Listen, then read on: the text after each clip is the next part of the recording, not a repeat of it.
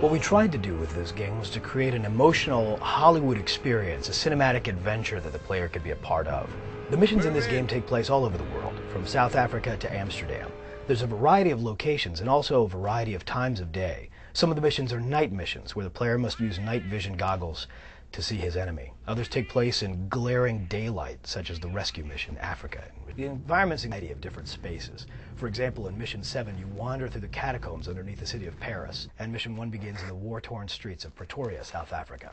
A lot of the input in the map is done by the level builder as well as the designer.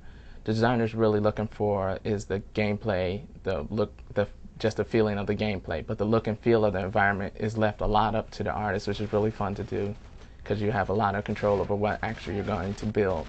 You get to pick exactly what the building looks like, what the textures look like. Even the time of day, you could talk to the designer and tell him, you really feel we need a sunset map. We don't have a sunset map, so he will adjust the time of the day. My responsibilities on this project are modeling and rigging all the characters for the PS2 SKU, as well as a single player for the Xbox SKU. We start from a description, a general description, and then from there we go to making sketches or reference photos.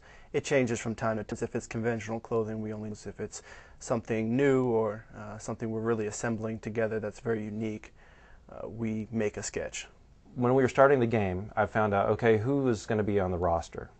And I find out what countries they're from, what units they're from, because one of the things that we wanted to do was, number one, you got 10 guys that you're going to choose from, and especially being on a console game, there's a greater emphasis on trying to make sure that each one of the characters is very distinctive, and when you see them, you can ID into them. We started from the silhouette of the character, and we tried to get a silhouette that was between each one, even if they were in complete darkness, that you could tell that they were very different.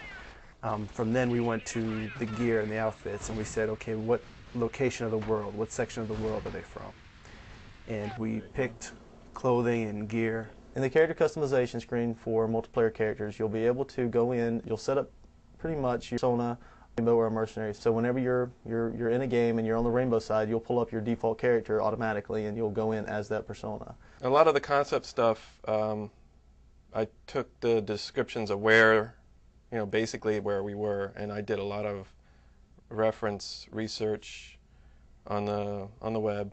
It would just gather a bunch of different photographs and stuff like that, and try and get a sense of where we were here and what made that geographical area, or the flavor of a particular building in Spain or in Scotland, and what made it a little bit different than buildings here in the United States or in Canada or anywhere else. The visuals in Rainbow Six Lockdown are more immersive, more spectacular than the previous versions of Rainbow. As technology has increased and the 3D engine that we built from the ground up has increased, it's given us the ability to create phenomenal visuals that the player will